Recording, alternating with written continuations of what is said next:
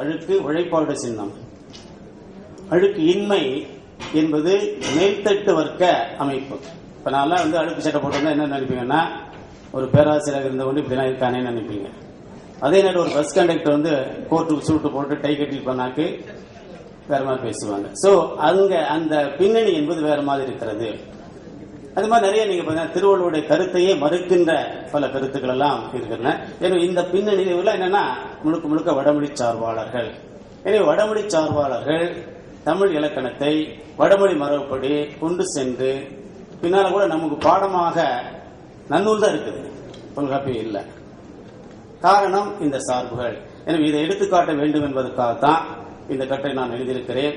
உங்களுக்கு வேற ஏதாவது ஐயம் இருந்தால் ஏற்கனவே ஓலை அனுப்பினால ஐயம் இருந்தால் நீங்க கேட்கலாம். நன்றி, வணக்கம். நண்பர் டாக்டர் காசிராஜன் அவர்களுக்கு நன்றி. 2 கேள்விகளை நான் அனுமதிக்கிறேன்.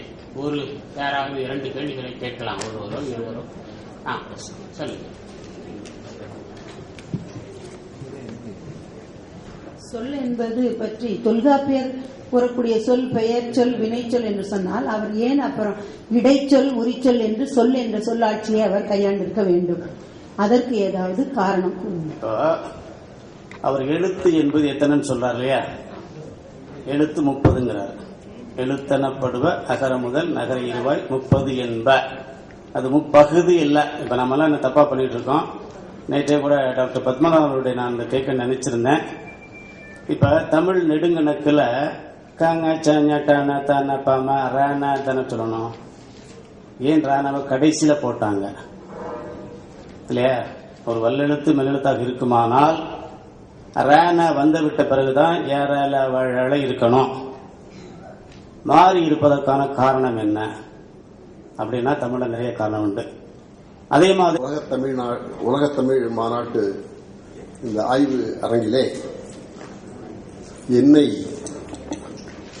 ஒரு மாணவனை ஆய்வாளனாக மாற்றி ஆசிரியனாக மாற்றிய எனது வழிகாட்டி ஐயா, எங்களது பல்கலைக்கழக தமிழ் பல்கலைக்கழகத்துடைய முன்னாள் துணைவேந்தர் ஐயா அவர்களுக்கு எனது வணக்கம். என்னோடு இந்த அமர்விலே கட்டுரை வழங்கிய அழகேசன், உமாராணி, காசிராசன் அவர்களுக்கும் இந்த அறிவார்ந்த அவையோருக்கும் அனைவருக்கும் எனது வணக்கத்தையும் நன்றியும் தெரிவித்து இந்த கட்டுரைக்கு செல்கின்றேன். எனது கட்டுரையின் தலைப்பு மொழிபெயர்ப்பும் பல்வேறு சூழல்களும். இந்த மொழிபெயர்ப்பு என்பது எவ்வளவு தேவைப்படுகிறது என்பதை நீங்கள் இந்த மாநாட்டிலே பங்கு பெறும்போது நன்கு உணர்ந்திருப்பீர்கள் என்று நான் அறிகின்றேன். நான் ஆய்வு மாணவனாக ஐயா அவரிடம் ஆய்வு செய்த பொழுது எனது ஆய்வேட்டில் கையெழுத்திட்டு அவர்கள் வெளிநாடு சென்று விட்டார்கள். நான் மொழியியல் துறை மாணவன். அதற்கு பிறகு நான் அவர்களுக்கு ஆசானும் எனக்கு ஆசிரியருமாக அமைந்த பேராசிரியர் அமரர் அகஸ்திலிங்கம் ஐயா அவர்களுடைய அறிவுறுத்தலின் பேரில் இந்த மொழிபெயர்ப்பு என்ற பாடத்தினை பெற்று அதில் நான் இன்று ஒரு ஆசிரியனாக வழங்குகின்றேன். இந்த மொழிபெயர்ப்பு துறை என்பது இந்தியாவிலே தமிழ் பல்கலைக்கழகத்தில் மட்டும்தான் இருக்கிறது என்ற நிலையில் இந்த மொழிபெயர்ப்பு பாடத்தினை எவ்வாறு கொண்டு செல்ல வேண்டும் என்ற நிலையில் இந்த பொறுப்பு மொழிபெயர்ப்பு பாடத்திற்கு இருக்கக்கூடிய ஒரே ஒரு தலைவனுடைய தற்கால மொழிபெயர்ப்புத்துறை தலைவர் என்ற நிலையில் தான் இந்த கட்டுரையின் கருத்தை உங்களிடம் கொண்டு செல்ல நினைத்து இந்த தலைப்பில் நான் இந்த கட்டுரையை ஆக்கியிருக்கின்றேன். முன்னுரையையும் முடிவுரையும் படித்து இடையிலே வேற சில கருத்துக்களை சொல்லி இருந்து முடிக்கலாம் என்று எண்ணுகின்றேன். அறிவியலும் நாகரிகமும் வேகமாக வளர்ந்து வரும் சூழலில் மொழிபெயர்ப்பு செயல்பாடு அனைவருக்கும் தேவையாக இருக்கிறது. கடந்த காலங்களில் மதங்கள் சார்ந்த கருத்துக்களையும் இலக்கியம் சார்ந்த கருத்துக்களையும் மொழிபெயர்த்து பரப்பும் முயற்சியில் பலர் ஈடுபட்டிருந்தனர். இக்காலச் சூழலில் அறிவியல் துறைகளில் இடம்பெறும் பல்வேறு புரட்சிகளை, மருத்துவத் துறைகளில் வெளிவரும் சாதனைகளை, அணிவியல் தொடர்பான நுண்ணிய ஆக்கங்களை, தொழில்நுட்பங்களை அறிந்து கொள்ள அறிவியல் மொழிபெயர்ப்புகள் அதிகம் தேவைப்படுகின்றன. போர்க்கருவிகளும் போக்குவரத்து வசதிகளும் பெருகிவிட்ட நிலையில் பல்மொழி சூழல்களின் பயன்பாட்டு சூழலில் உலகில் ஒருங்கிணைந்த பல்வேறு மனிதநேய செயல்பாடுகள் மொழிபெயர்ப்பு வழியாகத்தான் செயல்படுத்தப்படுகின்றன. ஒரு நாட்டின் பழக்க வழக்கங்களில் பல மொழிகள் தாய்மொழிகள் என செயல்படும் சூழலில் ஆட்சியாளர்களின் ஆளுமைக்கு மொழிபெயர்ப்பு மிகவும் தேவையாகிறது. கணிப்பொறி காலத்தில் கருத்துக்கள் எல்லாம் இணைய வழி இணைக்கும் போது எந்திர மொழிபெயர்ப்பு எல்லா துறைகளிலும் எதிர்காலத்தில் இடம்பெறும் சூழல் வருகிறது. அறிவியல் செய்திகளை எந்திர மொழிபெயர்ப்பாக மாற்றும் சூழலும் பெருகி வருகிறது. அகில உலக நிகழ்ச்சிகள் அனைத்தும் மொழிபெயர்ப்பு வழியேத்தான் பரிமாறிக்கொள்ளப்பட வேண்டும்.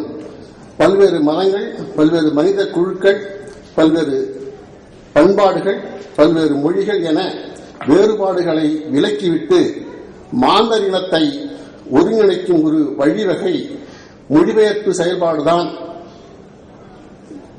நாட்டையும் வீட்டையும் நலமாக ஒற்றுமையாக வைத்துக் கொள்ள இதுவால் இயலும். போட்டா போட்டி நிறைந்த இந்த உலகில் புகழ்மிக்க அகில உலக பரிசுகளும் விருதுகளும் ஒருவருக்கு வர வேண்டும் என்றால் பொருள் பொதிந்த நல்ல மொழிபெயர்ப்புகள் வழிதான் படைப்பாளிகள் பெறும் சூழல் இருந்து வருகிறது. இந்திய இலக்கியங்களை உலக அரங்கிற்கு கொண்டு செல்வதற்கு போதுமான மொழிபெயர்ப்பு அமைப்புகள் ஏற்படுத்த வேண்டும் என்ற கோரிக்கை இந்தியாவில் ஆங்காங்கு எழுந்து வருகிறது. அறிவார்ந்த செய்திகள், கருத்துக்கள் உலகில் எந்த மூலையில் இருந்து வந்தாலும் அந்த கருத்துக்களை, அறிவியல் கருத்துக்களை உடனுக்குடன் இந்திய மொழிகளில் மொழிபெயர்த்து கொடுக்கப்பட வேண்டும் என்று நம் நாடு தேசிய மொழிபெயர்ப்பு திட்டத்தை, நேஷனல் டிரான்ஸ்லேஷன் மிஷன் திட்டத்தை முதலாக தொடங்கியுள்ளது. இவ்வாறு பல்வேறு சூழல்களில் மொழிபெயர்ப்பு செயல்பாடு தேவைப்படுகிறது. இந்த நிலையில நான் இந்த கட்டுரையில மொழிபெயர்ப்பு எந்தெந்த சூழலில் தேவைப்படுகிறது, அதனுடைய இன்றியமைமை என்ன என்ற அந்த ஒரு நிலையில பல செய்திகளையும், மொழிபெயர்ப்பு என்ற செயல்பாடு செய்யும் பொழுது மூல மொழியிலிருந்து இலக்கு மொழிக்கு கொண்டு செல்லும் பொழுது அந்த மொழி, அந்த டெக்ஸ்ட் என்று சொல்லக்கூடிய அந்த பாடப்பகுதியை ஒரு மொழியிலிருந்து இன்னொரு மொழிக்கு மாற்றும் பொழுது அந்த பாடச்சூழலில் ஏற்படும் அந்த மொழிபெயர்ப்பாளர் மேற்கொள்ளும் பல்வேறு சூழல்கள் என்ன என்ற அந்த சூழல்களையும் எடுத்துக்கொண்டு இரு வகையான சூழல்களை உட்படுத்தி இந்த கட்டுரை எழுதப்பட்டிருக்கிறது. அந்த வகையிலே